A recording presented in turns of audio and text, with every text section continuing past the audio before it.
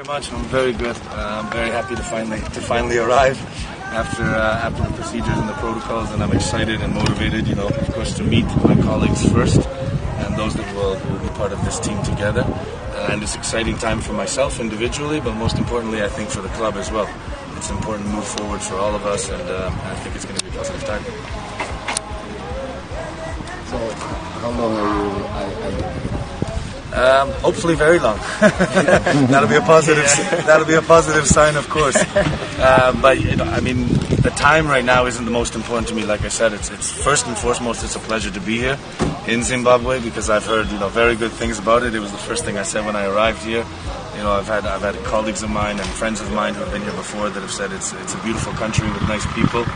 From my short little duration so far in Harare and coming here, I can see that that's true.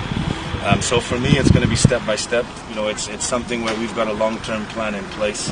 I haven't come here for something that's going to happen immediately. It's about creating a foundation, and it's about creating what we need to have a successful future.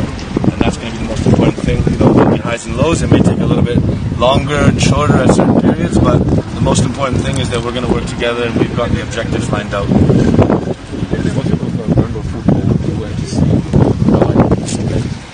Well, firstly, of course, we have to respect our fans, not only of our club, but as well of the Premier League here in Zimbabwe. So we want something that's attractive. We want something that people will want to watch our team play.